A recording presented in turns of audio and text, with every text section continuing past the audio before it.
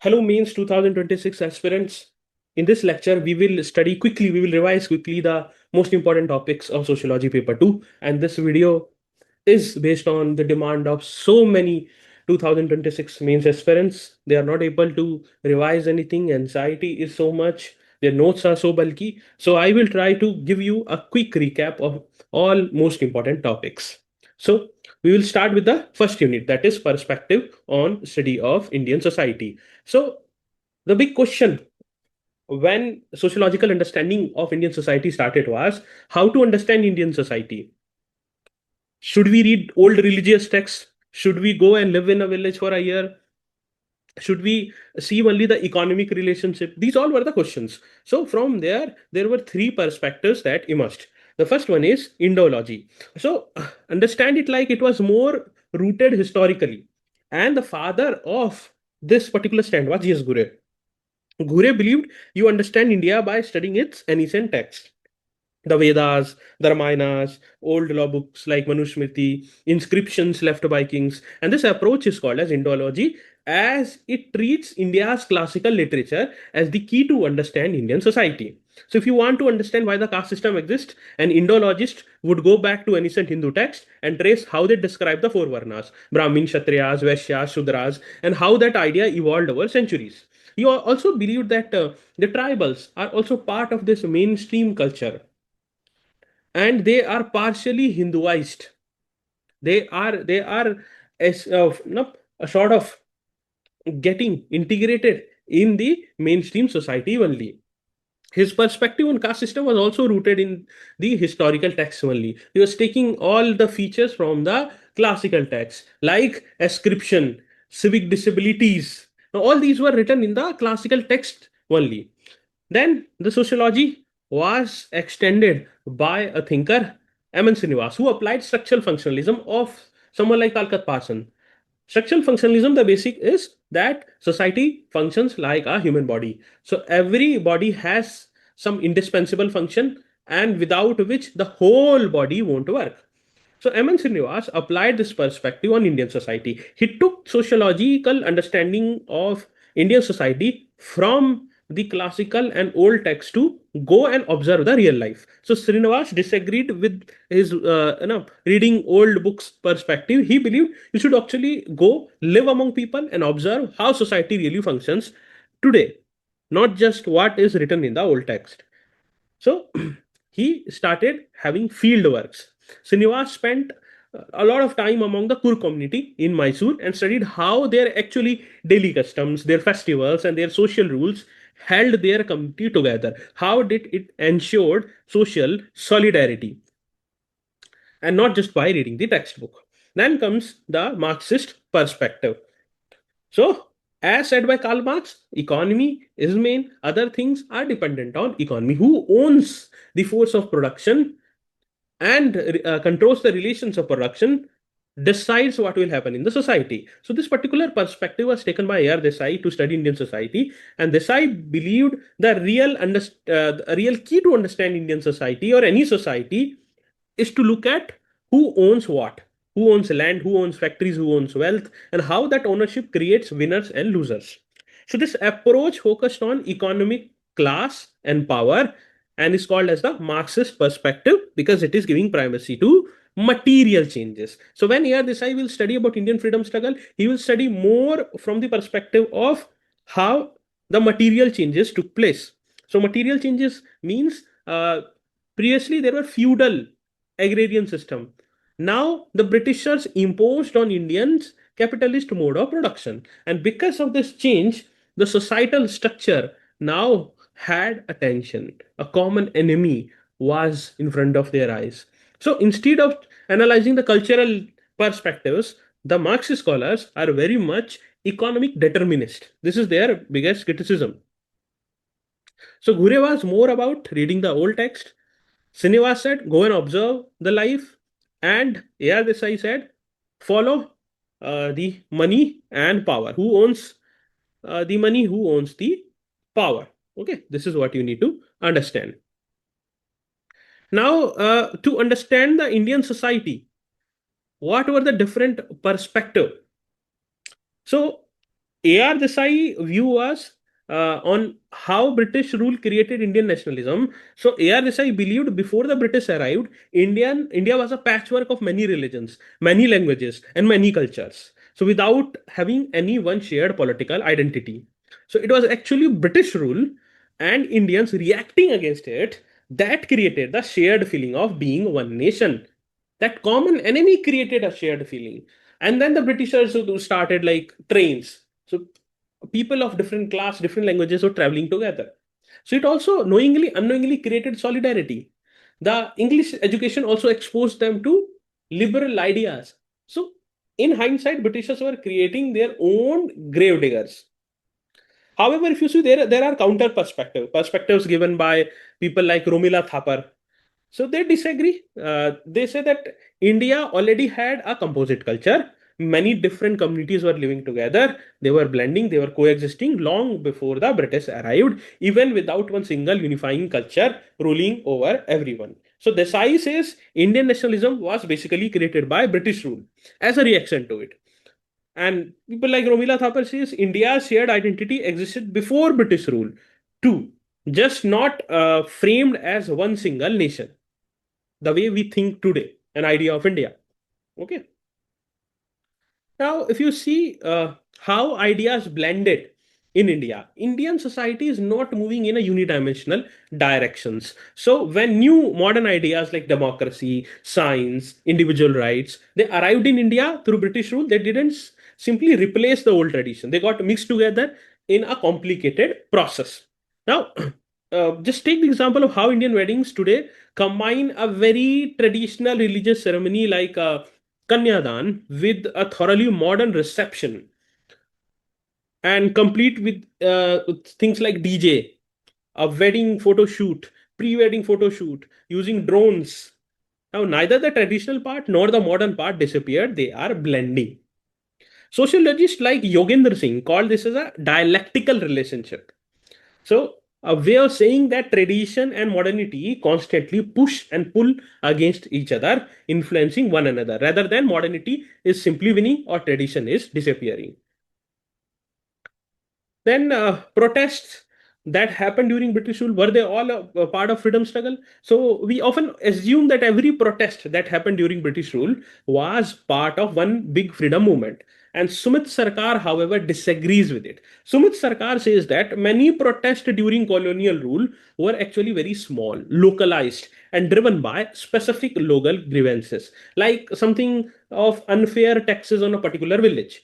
So, not necessarily a unified fight for national independence, we can categorize them. Some were even backward looking, dreaming of restoring an idealized golden past rather than building something new.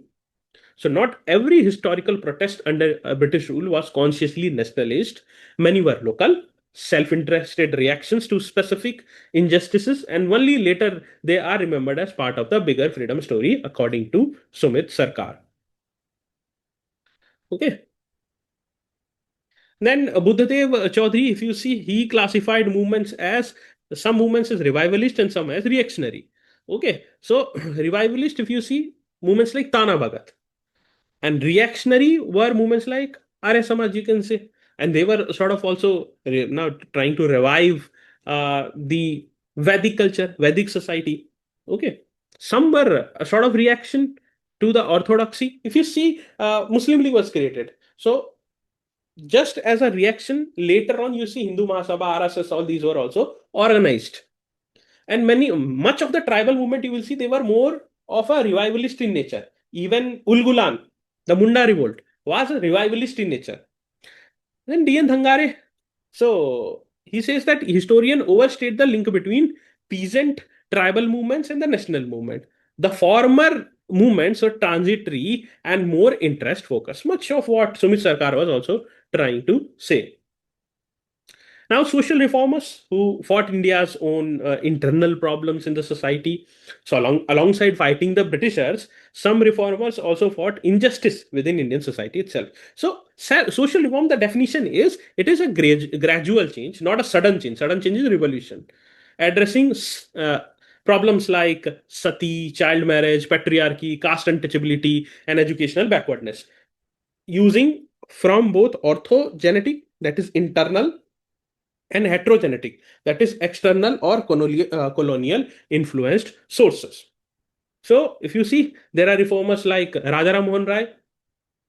So he pushed for modern education and challenged the outdated customs like sati, which you all already know. If you see Jyotiba Phule, so he fought for the education of Dalits as well as women and fought against caste-based discrimination, made societies like Satyasodak Samaj, wrote book like Gulamgiri, and he, along with his wife Savitribai Phule, opened educational school despite so many struggles, problems, and upper caste people hurling abuses, throwing even cow dung on them. Now let's see the rural and agrarian social structure. So British, no, colonial thinkers like Metcalfe, they told villages a little republic. Why? They were of the belief that Indian villages are self-sufficient, unchanging. That no, this was their thinking. Then, but this thought was challenged by thinkers like Andre Bate. He actually studied the real villages closely, and Bate found it they were never truly sufficient. Villages always were dependent on trade, markets, and relationship with the wider region. So they also weren't even equal. They weren't even harmonious like a utopia. They had real caste hierarchies, class differences, and unequal treatment of women, mixed or baked in a daily life. So imagine believing that a village is self-contained. That means they are not having any kind of interrelationship with other villages. That's not true. Okay. So earlier thinkers, the colonial thinkers, they were trying to make villages portrayed as atomistic, monolithic, unchanging little republic. Andre Bete, when he studied the Siripuram village in 1962, he debunked this idea. Louis Dumo gave the idea of Homo hierarchicus. Now, Homo hierarchicus, his thought was again lot rooted in the classical text. He says that village is far more than a local, not as isolated as British projected. However, he drew parallel with the Western society. He said that the Indian society is based on hierarchy, not based on stratification. It is hierarchical, it is ascriptive, it is birth based. European societies, they are not birth based, they are achievement based society, Homo equilis. So he drew a kind of a parallel. He said that Indian hierarchy is based on the notion of purity and pollution.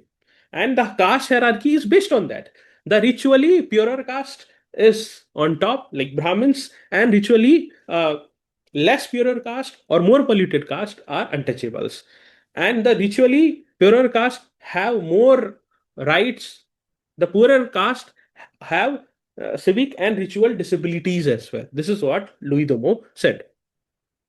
And as we studied, M.N. Srinivas, when he studied then in the Rampura village, he experienced considerable changes embedded in regional relationship. He said that caste is not something which is unchanging. Caste, even the lower caste, is having certain form of social mobility through the process of Sanskritization, in which they are trying to imitate the lifestyles, values of someone, particularly upper caste, and in that too, Dvija. Dvija means Brahmins. And he also gave the concept of dominant caste. So dominant caste not necessarily are in top of hierarchy in terms of ritual hierarchy, but they have land, they have number. Something like Jats in Haryana are prime example of dominant caste. Okay, so this is what M.N. Srinivas said. Now let's study something about some more things about the village studies. So W.H.R. Rivers was the first one who studied the Todas in 1906, and he gave a anthropological monograph, a study on Indian people. And then there was a study behind mud walls 1930, which was done by William and Charlotte Whizzer. Village India 1955, M.K. Marriott conducted a study, and then Indian Village 1955, S.C. Dubey. And he gave a multiple factors of status differentiation. So S.C. Dubey is important. Why so? Because he had inspired a 20 marker and multiple questions as well. So let's understand what he wanted to say. So, unlike someone like Louis Dumo, who just was focusing on culture, He gave us six-fold or six key factors that contribute to status differentiation and social inequality in the Indian village. The first is religion and caste. So traditional hierarchy is based on ritual purity, community customs, and religious standings. Second is land ownership. So control and ownership of agricultural land, which forms the core of economic power and local dominance at the local level. And third is wealth. So general economic assets, cash, and overall material prosperity beyond just land. Fourth is position in government services and village organization. So formal roles in administrative jobs, panchayats, or community leadership also decides the status. Fifth is age. So generational seniority and respect accorded to older members within the family and community. And the last is distinctive personality traits. So even individual qualities such as intelligence, leadership, capabilities, character, and even persuasive skills, those all things matter. Okay. Then the study of Andre Bate, which is also important, as we studied how he studied the dynamism, which was present in the Indian society. Andre Bate is very important for this year examination, since he passed away last year itself. So a very important for this year examination. That is why we will try to understand his theory in a bit depth. So Andre Bate analyzed social structure via the normative and existential orders. Okay, he applied the Andre Bate's Trinitarian perspective in Indian society. Trinitarian perspective means he just did not analyze caste stratification, but also saw class and party. Okay, class, status, party. This is the three perspectives which were given by Max Weber. Okay, so his theories, caste, class, and power, changing pattern of stratification in Tanjore village, received big accolades for seeing much needed dynamism. He said that now even the so-called not ritually superior caste, they are having more political power. They are having land. Now panchayats, which were earlier in the Agrarian, where Brahmins used to stay, are no longer there. Now because of the auto migration that have happened of the Brahmins.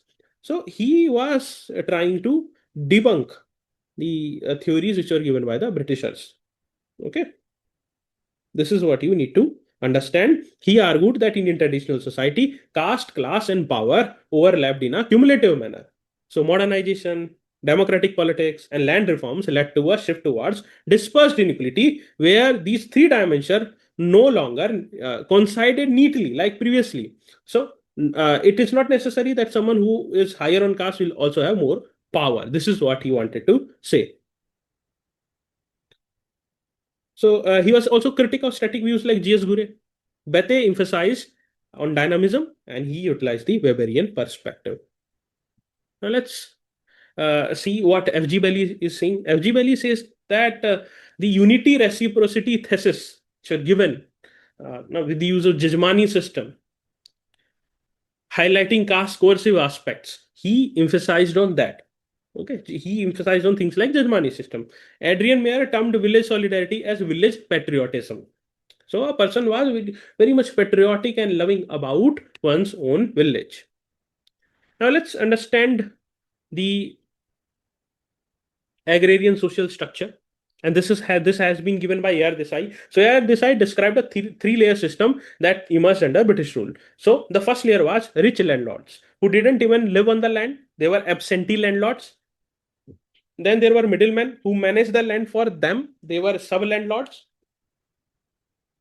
Then the actual farmers doing the work, often getting the smallest share. This is what A.R. Desai said.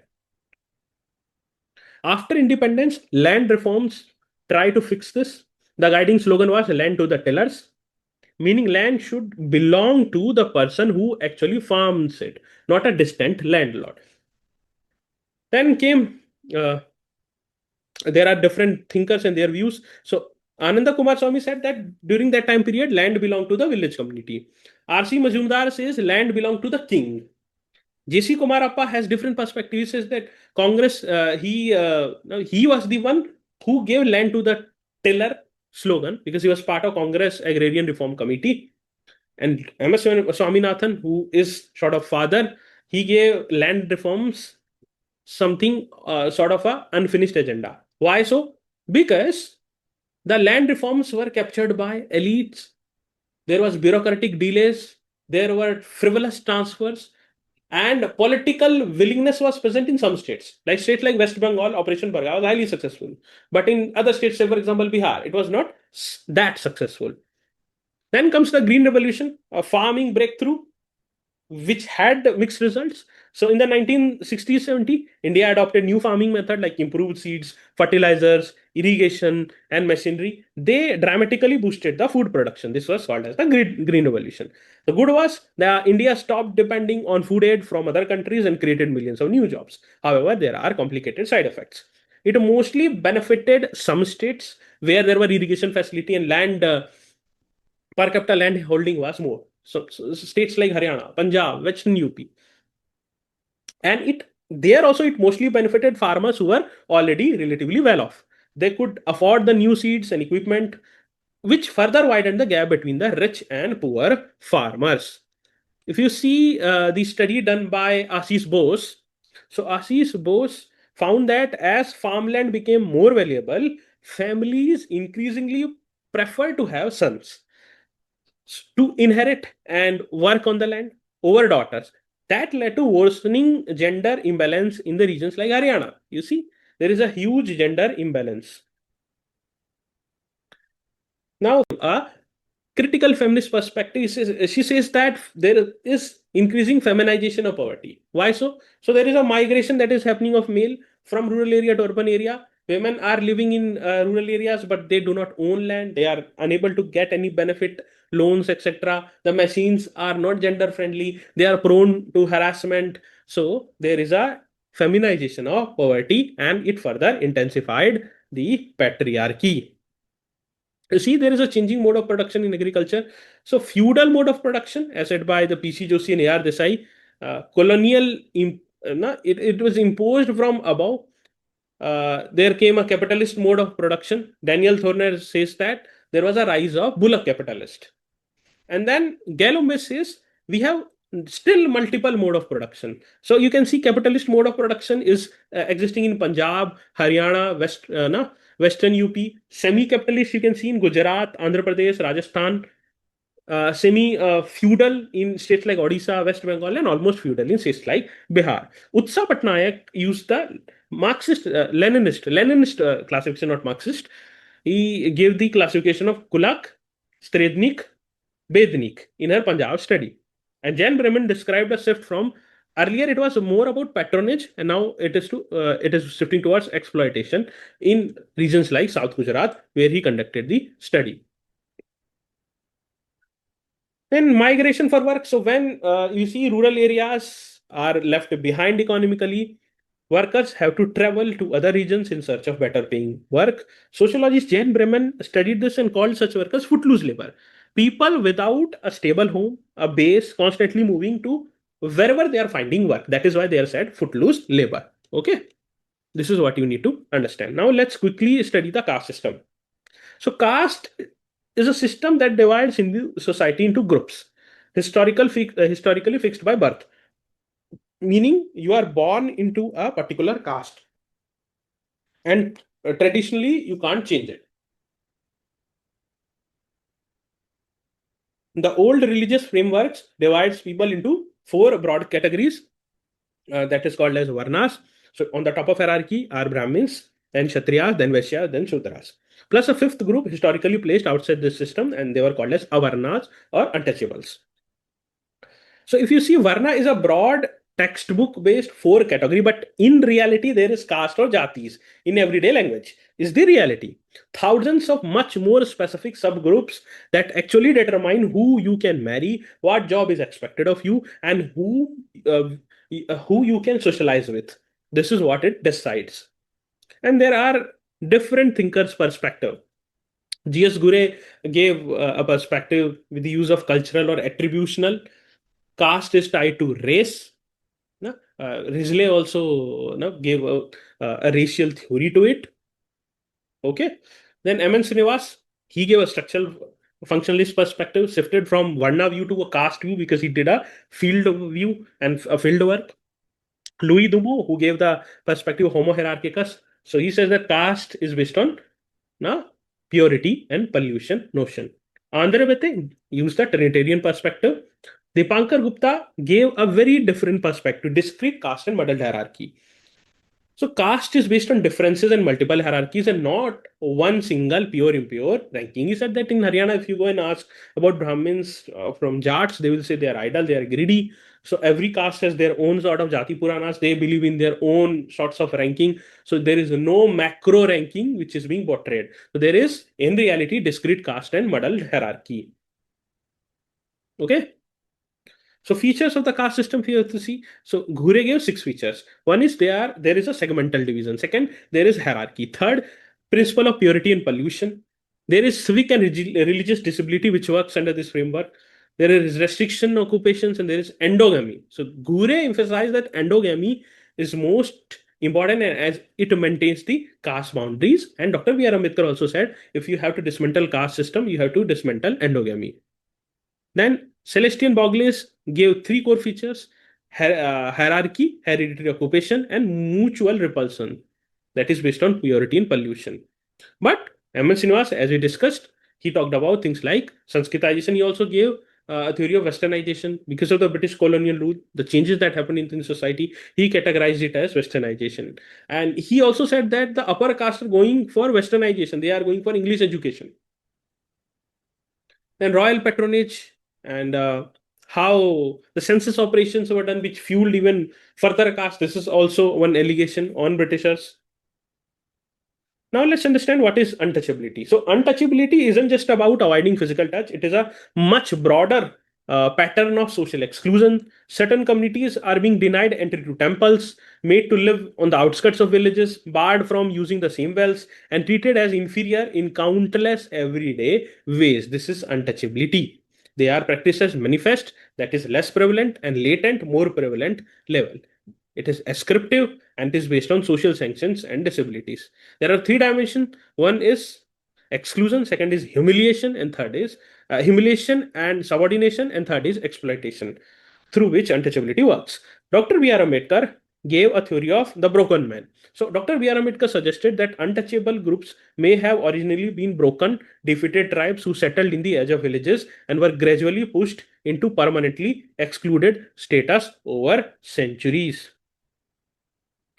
G.S. Ghurye traces origin to the post-Vedic period of untouchability, and Louis Dumo categorized it with the perspective of purity and pollution.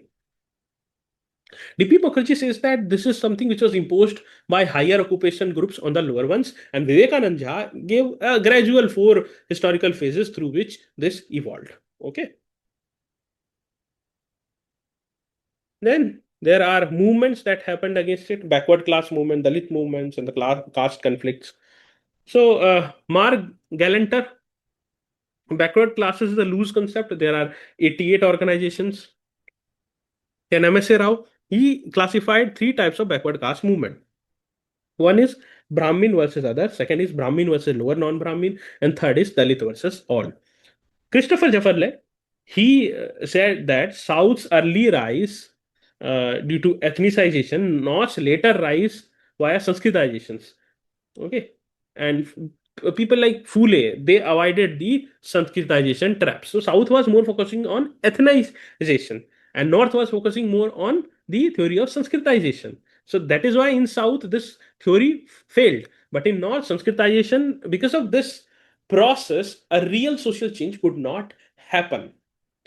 Then get along with, so Dalit movement has class element too. Caste ideology justifies class inequality too.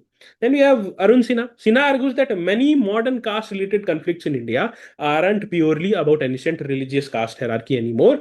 They are increasingly more about economic class tension, where a newly prosperous middle caste farming class clashes with the poorer groups over resources, more like a class war wearing the appearance of caste war. So this is he wanted to say, Arun Sinha. His perspective is quite unique compared to other perspective.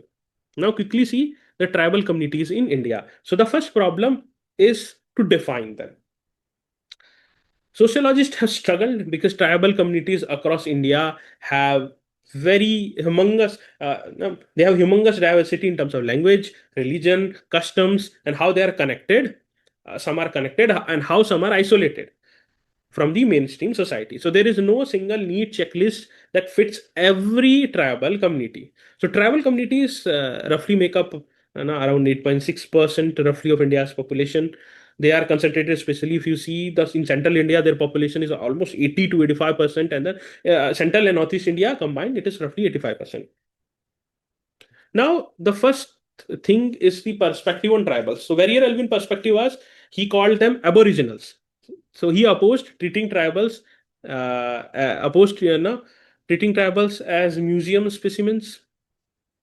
Okay, so the Warrior Elvin perspective and the perspective of Ghurye is something which is logger-headed as well. Ghurye believed that the tribes are backward Hindus, and he furtherly categorized them in three categories. One is Hinduized, second is partially Hinduized, and third is hill section. So earlier there was an isolationist approach, protectionist approach. So in the early works, Warrior Elvin was more focused on the isolationist perspective. He gave the national park proposal. He famously advocated for a leave them alone policy. He suggested creating designated national parks or scheduled zones where tribes could live autonomously according to their customary law, completely shielded from outsiders whom the tribals used to call as dikkus, such as exploitative moneylenders, landlords, Christians, or Hindu missionaries. Alvin rejected the idea that tribes were primitive or savage. He viewed their social structure, egalitarian values, and unique spiritual traditions, such as Doni Polo faith, as internally coherent, rich, and structurally sound system. He also argued that they are losing their identity. But later phase, if you see, he also shifted towards integration, because he was fiercely criticized by nationalist leaders like A.V. Thakkar and sociologists like G.S. Ghurye for wanting to keep tribes as museum specimens in zoo. Then he is the one who co-authored the tribal Panchasheel. He was a close advisor to Prime Minister Jawaharlal Nehru, and Warrior Elvin helped draft the historic 5 principles of tribal development, that is tribal Panchasheel. That was based on development on their own genius. He argued that the tribe should develop along the lines of their own ways rather than having external administrative, legal, or cultural system. He championed then integrated approach where public health, education, and economic support were introduced gradually, ensuring tribal land and forest rights remained legally protected. Okay. So Ghurye was that tribes are structurally backward Hindus, and he focused on complete assimilation. And his method was adaptation of mainstream Hindu culture, that is like things like Sanskritization. This is what you need to know. You see, David Mendelman, no strict cultural difference between caste groups and tribe groups existed. F.G. Valley also said that there was a tribe caste continuum, though critics say tribes back their purity pollution notion central to caste. Then there is Sujit Sinha's perspective. He also gave a tribe peasant continuum, integration understood more in an economical form. Then let's understand what did British rule do to the tribal communities. So they lost the access to their own forest land because of the restrictive forest laws. Because for Britishers, everything was a raw material. So they were now not getting access to their own jameen, jungle, jal. All these crises emerged during that period. They lost the emotional, cultural meaning that were tied to the land, like sacred groves, rivers, mountains, or not just rivers, mountains. They were brothers and sisters. They forced away from their traditional way of life into commercial farming for others' profit. There was, as said by Vidyarthi, sacred groves and the connections were lost. Guha and Gadgil says that there was a sort of ecological imperialism. Forced shift from hunting gathering to commercial agriculture was done. Now, British forest laws were so complex that Elvin argued every tribal violated several of them daily. The Criminal Tribes Act 1871 even termed sub tribes criminal. Christian missionaries' access, as per KL Srikant, deepened the mainstream tribal divide with effects visible in secessionist movements today. So, there are Three views you can broadly say. One is isolationist view that is given by people like Hutton or Elwin. They want to protect tribes from traders, moneylenders, and missionaries. Assimilationist view were given by G.S. Ghurye. Tribals are backward Hindus, address the other backward classes. Constitutional compromise, where controlled integration via welfare schemes, rather more focused on integration approach. Okay, this is what you need to understand. Virginia Zada argues post-independence tribal integration has remained a constitutional prescription, not an empirical reality. Walter Fernandez found 3 crore people displaced by development in 50 years, and 42% of them were tribals. Okay. Now, the next chapter is social classes. That is beyond caste. How does wealth divide the nation? So, the first is the agrarian class structure. So Lenin Mao classification, it is a five-fold classification. The on top is big landlord, then we have big farmers, then we have medium farmers, then we have small farmers, and at last we have landless laborers. Daniel Thorner gave a threefold classification in which Malik, the people who are landowners, upper caste, then Kisan, artisan caste, and Mazdoor, they are lower caste with having no land rights. A.R. Desai said that states are the supra landlords, and there were three-tier agrarian class structure that was given by Desai. Utsa Patnaik used Leninist classification as we discussed previously as well. Kulak, Stridnik, and Betnik in Punjab. Rudolph and Rudolph gave the philosophy of bullock capitalist.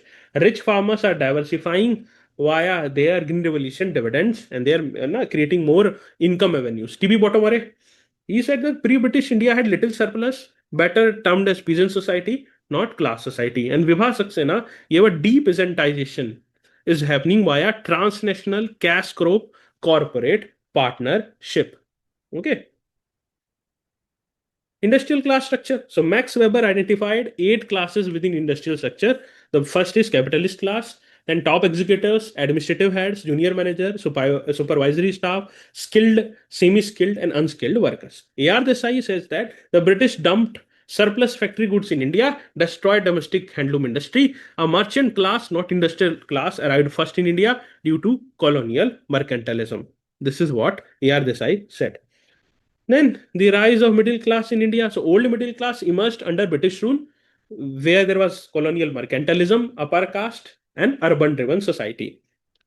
Now, DL State has given a classification of new middle class where they emerge mostly post LPG reforms. If you see white collar workers, public sector employees, IT employees, BPOs, KPOs employees.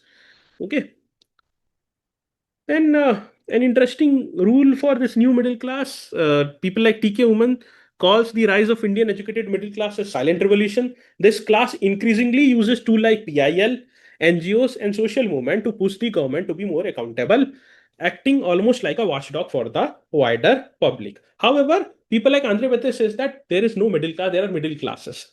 It's a fragmented class. Inherently, there are scarce resources and they are fighting among themselves.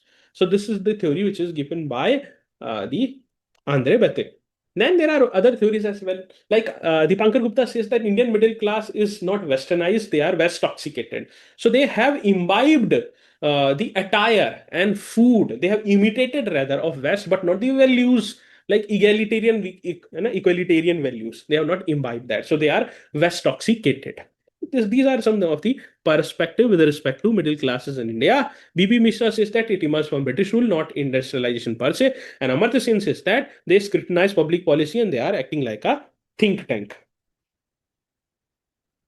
Now let's quickly see the important pointers and important topics related to kinship.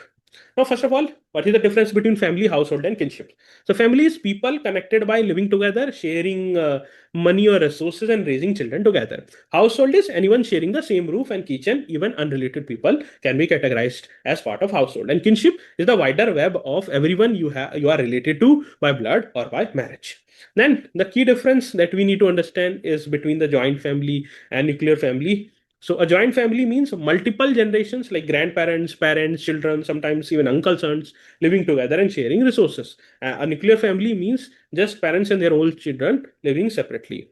Now, The common assumption is that as India modernizes and industrializes, joint families should naturally break down into nuclear family. But sociologists like A.M. Shah found something very surprising.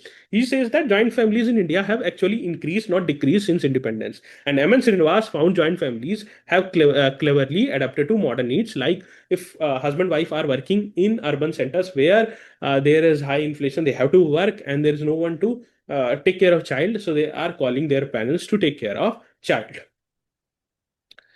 Like you know dual income couple in a big city, both are working in full-time IT job. The grandparents often move in or nearby specifically to help look after young children. So this is a generally modern reason for a joint family arrangement, not something of a old-fashioned perspective. This is a new perspective.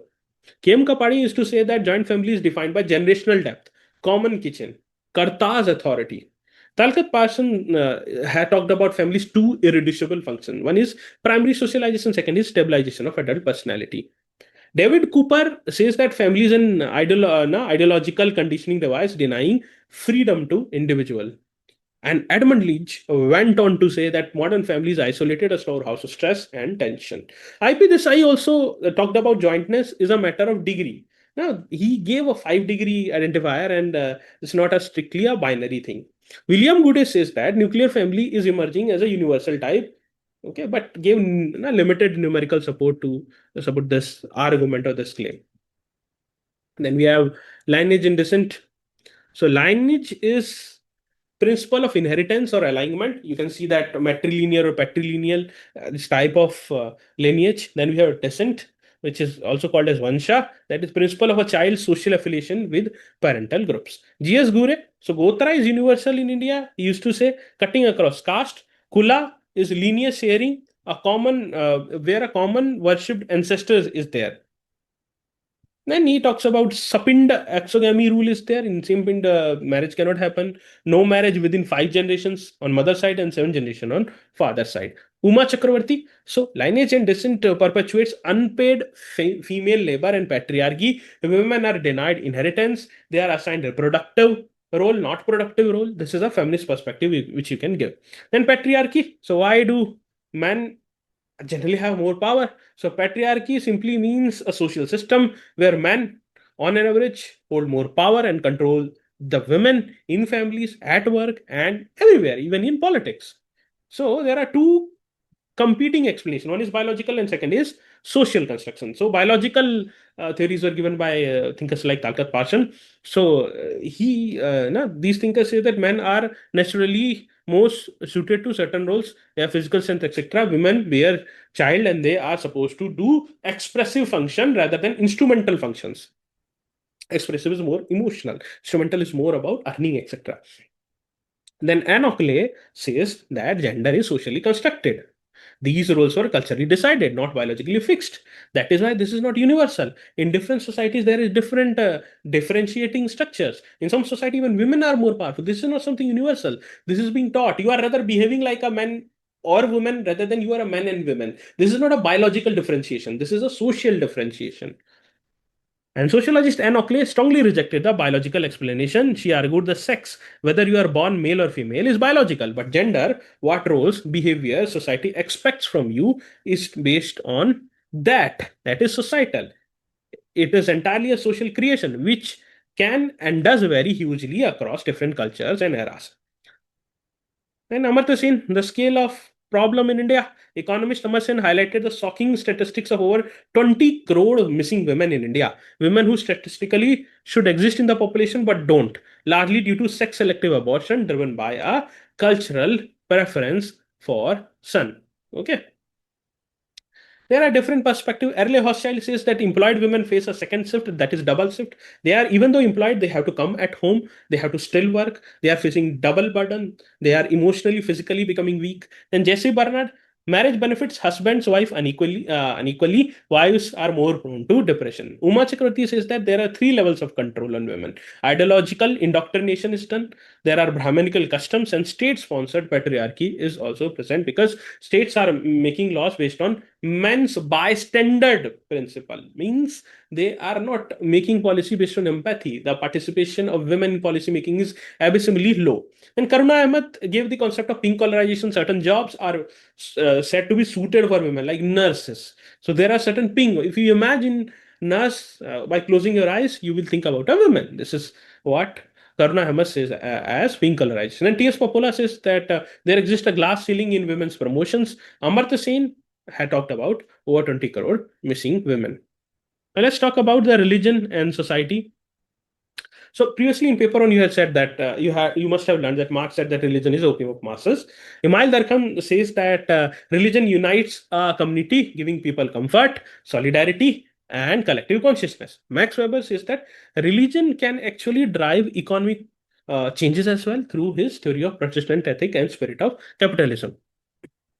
Now the question which can come, which is important for paper two, not these theories. These theories are important in paper one. The question that can come in your sociology paper two is rather, is the religion fading away as India is modernizing?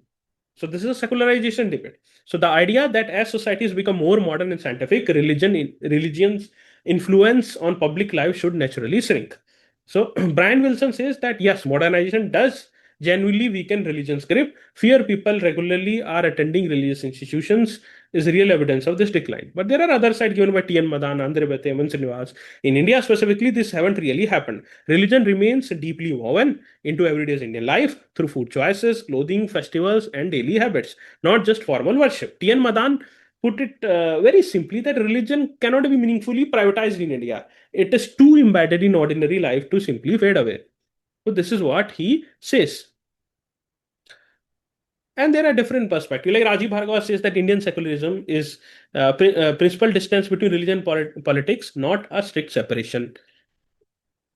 Andre Bhate had famously said, Indians are bound more by culture than constitution. This is a very good line which you can use in conclusion as well. Gracie Dave said that low church attendance is belief without belonging. Thomas Lookman, religion persists as invisible religion receded from public sphere. And M.N. Srinivas, secularization implies differentiation on social spheres, not religious disappearance. Okay. Then there are different concepts like fundamentalism. So religious fundamentalism means insisting on strict, literal, unquestionable interpretation of religious text that is applied in every part of life. Like you go to Afghanistan, Taliban, it's a prime example, leaving no room for interpretation or compromise. T.N. Madan points out that fundamentalist movements are typically led by one powerful charismatic leader who commands total loyalty, like Ayatollah Khamenei's leadership of the 1979 Iranian Revolution. A single compelling leader rather than a diffuse general sentiment often drives these movements forward. Okay. Then religious minorities in India. So constitutional recognition is no via central government determination is there. There is no clear cut definition. Muslims are 14, almost 14%. Christians are almost 2%, 6 1.7. Buddhists 0.7, and Jains are 0.4%, and Parsis are in 50 60,000. This is the population.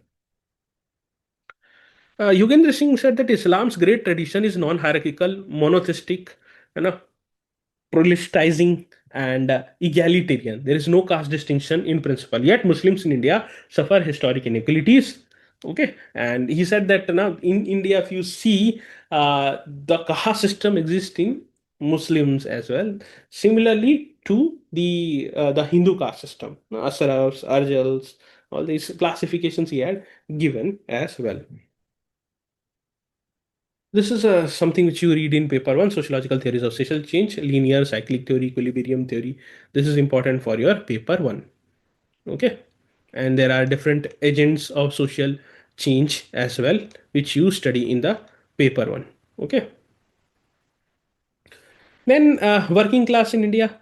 So a group sharing an economic situation, distinguishing it from the managers and employees. So Rudolph says that the organized working class is a small share of total India's workforce. Hence, identity politics like caste, language, religion, region, not class politics dominates. Arjun Sengupt in Second National Commission on Labour, strikes are rarer now. Negotiation is replacing confrontation. Then child labor. So Neera Bura says that child labor is existing because middle class demand for cheap domestic help. Utsa Patnaik's view is economic necessity is the biggest driver. Myron Wiener says that lack of education, work seen as more rewarding than school, is the reason. Then Nitya Mishra says that girls are preferred for perceived adaptability to choose certain things like in industries like Bindi or Tamil Nadu, you will see they are working. Then for making carpets, small children are used in places like Barabanki, Uttar Pradesh. So there are many examples. Then we also have certain theory with respect to slums and urban deprivation as well. So Indian perspective is A.R. Desai and Devdas Pillai says that rising slums reflect welfare state's failure, suggest land and nationalization. Geeta Diwan Verma says that slums are a moral issue. Urban lands are diverted to golf courses, farmhouses, while slum grows. And there is a rising gentrification. The poor are living now more and more in the outskirts. Previously, they were living in the city and they're living more and more in the outskirts. They the place in which they were living now, there are skyscrapers, gated communities. Okay. So this is what you need to know. In terms of how does society changes, so there are different theories, and one theory which was used by Weissing was orthogenetic and heterogenetic changes, changes from inside and changes from outside, is also one theory which we study. And then he talked about how Islamization and how the westernization and how colonial forces in the Indian society. He was focusing on, like, in colonial society there were bureaucracy must middle class. There's more structural changes were also happening at that point of time. Then, in terms of you see, sociologists like M.S.A. Rao had talked about traditional urbanization in India that is happening. In Indian cities, caste, joint family ties, and religious identity have persisted strongly. So, if any question is coming on urbanization, you can talk about this. You can say that breakdown hypothesis is not working in India. Okay. Then let's talk about some important things of politics, power, and who really runs the show. So, in the previously in the paper one, you must have read about Max Weber's three bases of power, that is legal, rational, and charismatic and traditional. And Weber saw power as constant sum game. Parsons saw it as a variable sum game. As a society is becoming more and more developed, the power that is at disposal enhances. According to Weber, power is always exercised on others' expense. So, if someone else is not willing to do something and you are making that person to do that, then you are exercising power. And there were different theories which are given in the paper one, like elite theory given by Pareto and Mosca. So no matter what political system you set up, monarchy, democracy, whatever, a small powerful minority will always end up actually running things, while the majority remains relatively powerless. And then Robert Dahl gave a pluralist theory. This is too simplistic. Dahl argued that in real democracies, power is genuinely spread across many different competing groups, businesses, unions, religious organization, activist groups. No single group gets everything it's in its own way, since they constantly have to negotiate and compromise with each other. Okay. Then let's understand citizenship in India. Is it on paper or is it is existing in practice? So Gail Ambed had certain important observation. While citizenship is formally legally on paper equal for everyone, in actual lived practices, factors like caste, patriarchy, and poverty means that citizenship rights aren't experienced equally by everyone. A wealthy upper caste man and a poor lower caste woman technically have identical legal rights, but their real everyday ability to exercise those rights can look very different. This is what she wanted to say. Okay, so the concept of nation, according to Benedict Anderson, is imagined community, and that is more based on organized on emotions. A state is Max, according to Max Weber, state is based on monopoly on legitimate violence, and Marxist is that it is instrument of bourgeois exploitation. And for citizenship, there was a theory given by T.H. Marshall about civil, political, and social rights. You must have read this. Now they are talking about ecological citizenship as well. And civil society, so Gramsci gave that it is a terrain of hegemony contest, and Neera Chandok says that must be secular in the basis. Democracy, so Robert Michael says that it is a puppet in the hands of oligarchies. In reality, there is no democracy. Okay, this is what you need to understand. Then backward classes and Dalit movement. So Christopher Jefferlet had called about that Phule was the first reformer to avoid traps of Sankritization. Galloway says that BSP's ideology is completely vague and focused only on breaking caste after gaining state power. And Arun Sinha says that contemporary conflicts are class war and not caste war. Mandal Commission in 1980 found over 3,000 backward caste, that is roughly 52% India's population. MSA Rao differentiated OBCs into landed class, non-landed service class, and untouchables. Then ethnicity and identity movements. So Paul Brass had given three types of ethnic mobilization. One is intra-ethnic, second is inter-ethnic, and third is ethnic group versus state. Dipankar Gupta differentiates communalism from ethnicity. Ethnic mobilization relates to the nation state, that is territory and sovereignty, while communal mobilization does not necessarily involve state level claims. And then Vijay Punekar has given four premises of ethnicity in India, that is language, religion, caste, and Zaza has said that a rising tribal middle class, especially northeast, is giving tribal movements new direction, incorporating demands for a share in modernity benefits as well. Okay. So peasant movement, if you see, they were more before independence and they were often driven by local caste, ethnic or regional grievances. The farmer movements after the Green Revolution are mostly driven by shared economic interests. Okay, this is the common difference which you need to understand. And there are environmental movements as well, like as developmental projects are being done and are being executed, dams are constructed, mining factories are expanded, movements are emerging to fight for environmental protection and the rights of communities affected by these projects, particularly around forest rights, land rights, and rights of community dependent on natural resources.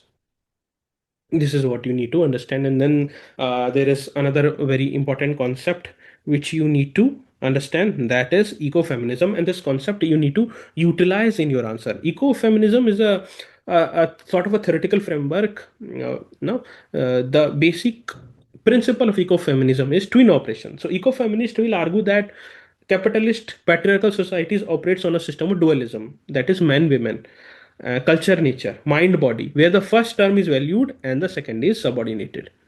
So historically patriarchy conceptually links women to nature, that is mother nature, passive nurturing emotional, and man to culture, that is rational active dominant. This connection is used to justify the exploitation of both, and they are critic of maldevelopment. The framework is rejecting the reductionist science and Western economic development models, which view nature merely as a resource to be extracted and women's subsistence work as economically unproductive.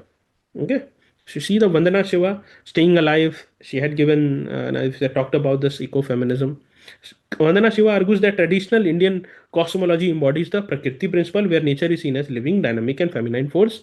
She says that Western colonial and capitalist development, which she calls as maldevelopment, disrupted this harmony by replacing sustainable women-led subsistence economies with violent patriarchal and extractive monocultures. This is what you need to know.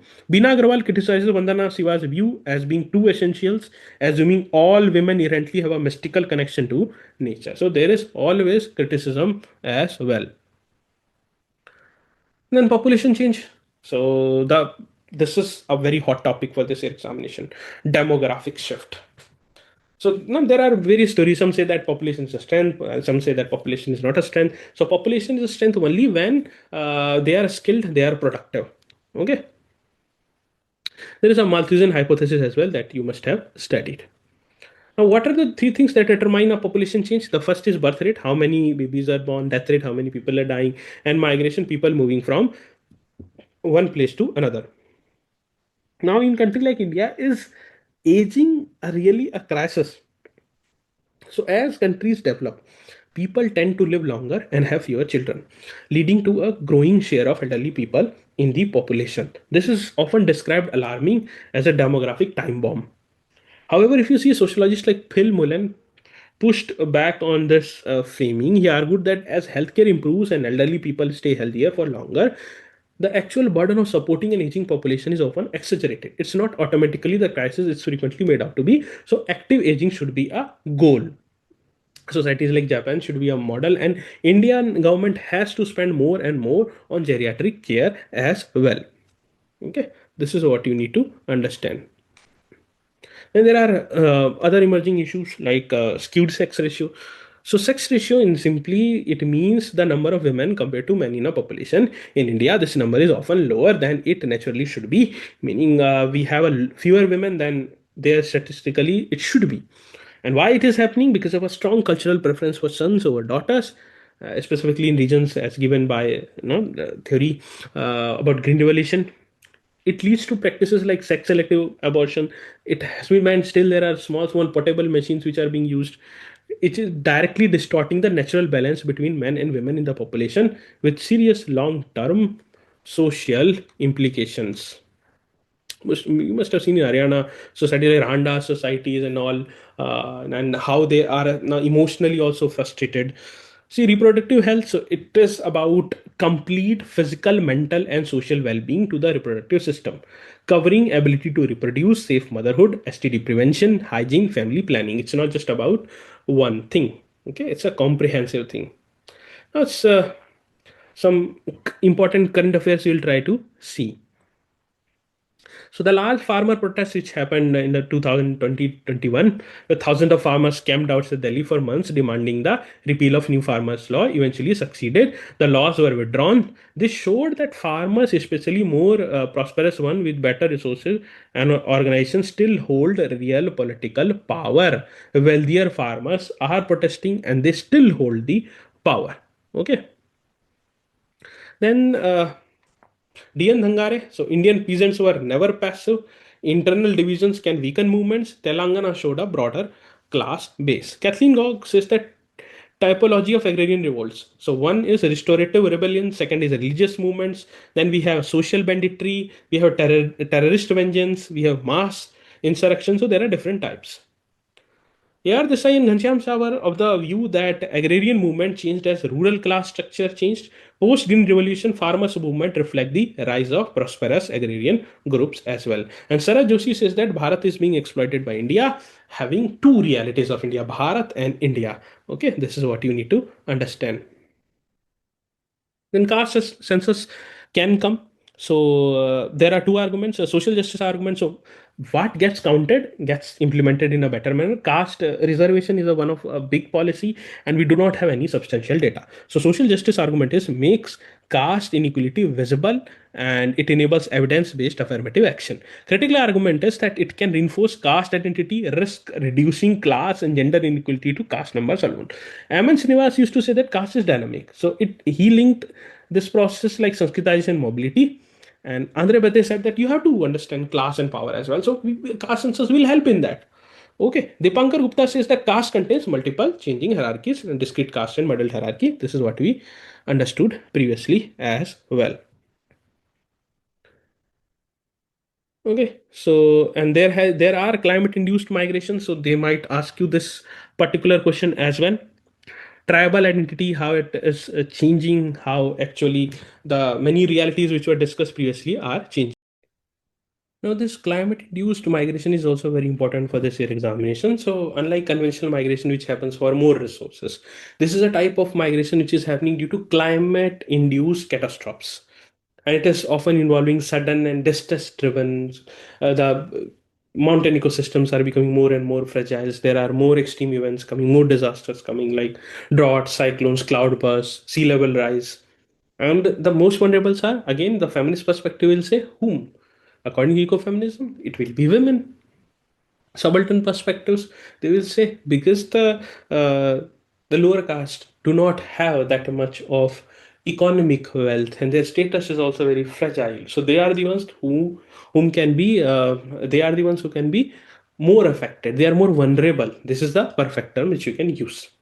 So, environmental changes are leading to livelihood insecurity, migration, and social dislocation. So, even if they are going to another place, as we discussed by Zaza, also it was categorized that specifically the tribals who are living in the ecological fragile regions, they lose their identity. They are now living in isolations.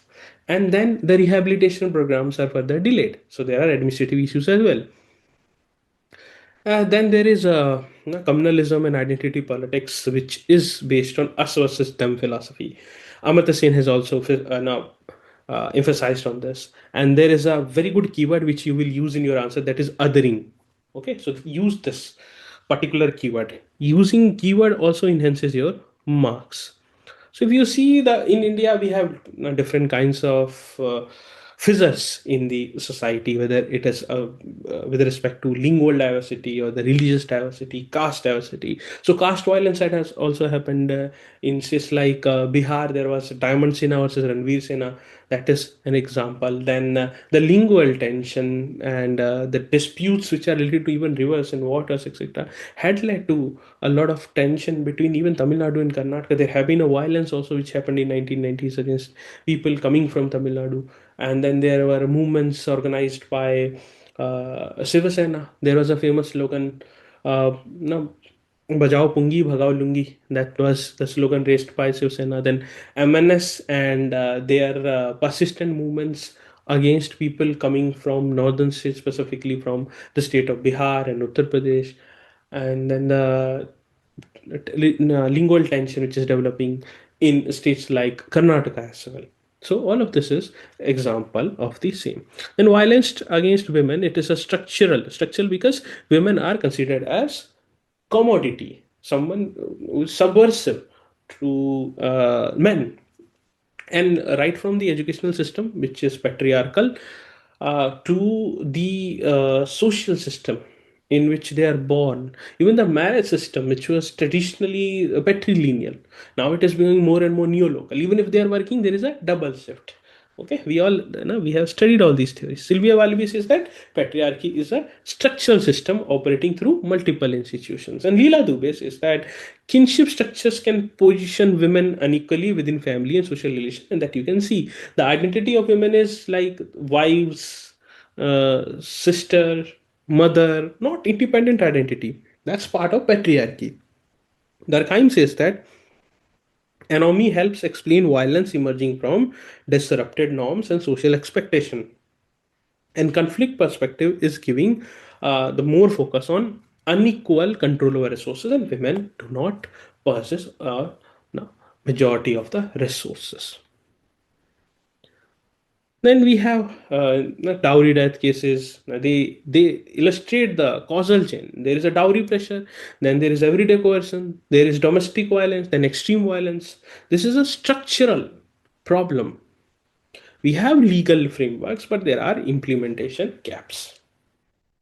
Then transgender rights, NALSA and social exclusion. So NALSA judgment wanted to give self-identification, but now the recent amendment that has been done has taken away the self-identification. Here you can apply paper one, specifically the philosophy given by Med, I and me. So when there is a self identification, it is imposing I. You are identifying your own gender.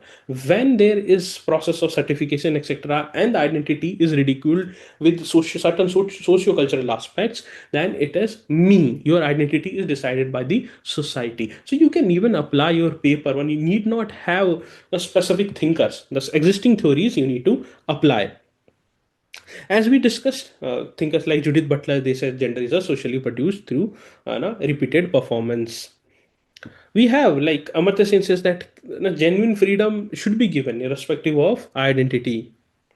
Intersectionality. So if a Dalit woman living in rural area, she is having deprivation because of caste, because of class, and because of gender. Okay. Then domestic workers, the invisible labor. The earlier hostile says that care or emotional labor is systematically transferred through unequal social arrangements. Like the global care change is something which is a women has to do. Okay. Even middle class households, you see, may reduce their own care burden by transferring it to poorer women, redistributing, not eliminating care work. Then education, there is a there is one argument that it provides social mobility through skill development, merit-based advancement, citizenship opportunity. Okay, citizenship and opportunities. It is citizenship means you are knowing about your rights. You are politically, socially, you are empowered. But thinkers like Pire says that it leads to cultural reproduction. The people who have money, they can afford donations, they can get higher educations, they can study in private schools, so they are the ones who are taking the advantage.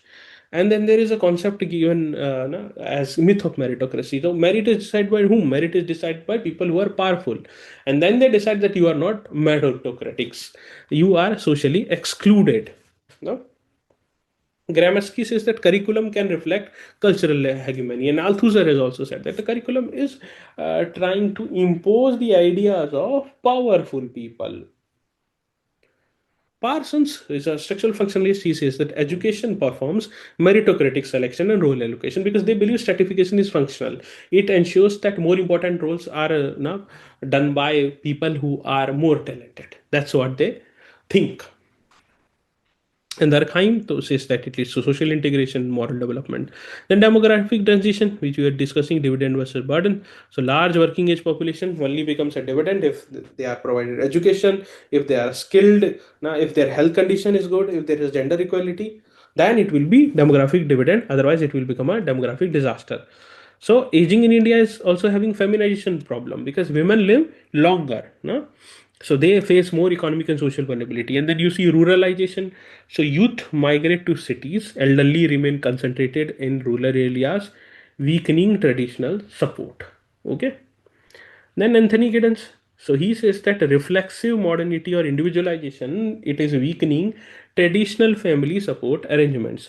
And feminist sociologist says that care work remains disproportionately performed by women.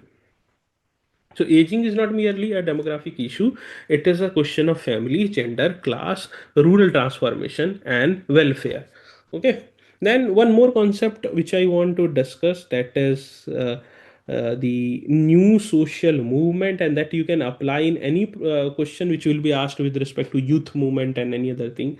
So new social movement is very important. What is a new social movement? So they are more based on diffused social base, and they are led by youth, women specifically, and their ideology is more post-materialist. They are more talking about human rights, ecology. So paper leak became a movement. Previously it was more about economic ideology like Marxism, socialism, and their primary goal is systematic and lifestyle changes, cultural recognition, and autonomy from the state.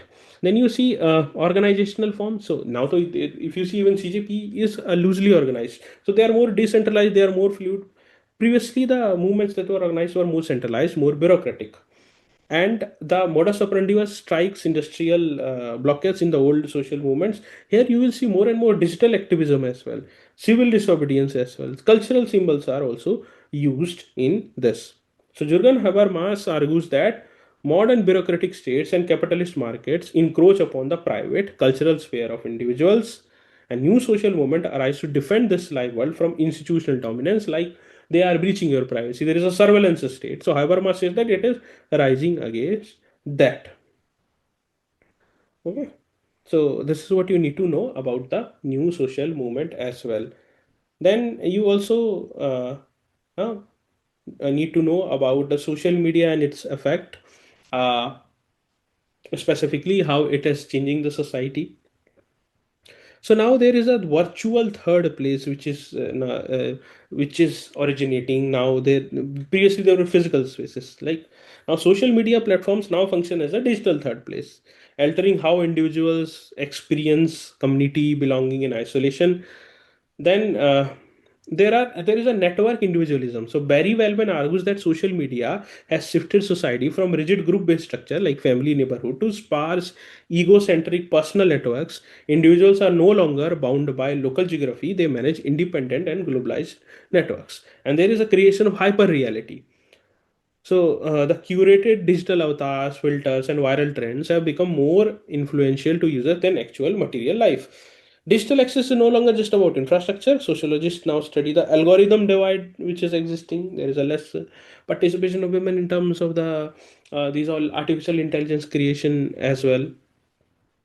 Then AI and sociology can be another topic. I can go on and on. I have made a list of topics as well, and I have provided mains students who are giving mains the current affair compilation revision series. This is something, this video I am making to boost your confidence. So AI is not just a technological tool. AI models learn from your historical data as well. Then AI automates and legitimizes past human biases into the present. This is what sociologist says. Then the black box and authority. So traditional authority as defined by Max Weber relies on human transparency or tradition. Now AI introduces a new form of technocratic authority, the black box, where decisions such as credit scoring, job hiring, or welfare allocations are made by opaque algorithms that are difficult to have any legal or social context. Then the gig economy. So AI has transformed the nature of work in the gig economy. There is delivery apps, there is ride sharing platforms. Workers are not managed by human supervisors, but by automated tracking algorithms. And there is a surveillance capitalism 2.0, as previously said by Shoshan Zuboff. Now, generative AI and large language models do not just track behavior, they anticipate and shape human desires, choices, and identities on unprecedented scale. Okay, so this is what you can write. And specifically there is another theory which you can apply, dependency theory. So all the AI researches etc is happening in the developed world, and the developing world is using it. All the data is of developing world, so it is creating furthermore dependency. You can even use Andre Gunder Frank and in this. Okay, so my honest advice to you will be that in any current affair questions, we have posted a lot of current affair topics even now for free since last 1 year. And my stress is always that you utilize keywords, you utilize examples, existing social theories and strands, and even paper one in paper two. If you utilize that, then current affair questions are damn easy and you can write them. Just don't become bogged down. Don't think that, oh, okay, how I will write this particular question. And many questions will come from the compilation that I have provided to Mains 2026 students. Many direct hits is going to come. I will again post, and the important topic lists that I have posted, that also will help you a lot. And there will be again many direct hits as last since last 3 4 years this is happening. All I am doing it because I believe that if you help, or even one individual will watch this video, this will bring confidence. And only thing which I want from all of you is to continue this chain and help someone else when you become a bureaucrat or civil servant or successful in life, like how I am helping you at late night and at last juncture, trying to give my 100% to all of you. Thank you very much. Take care and best.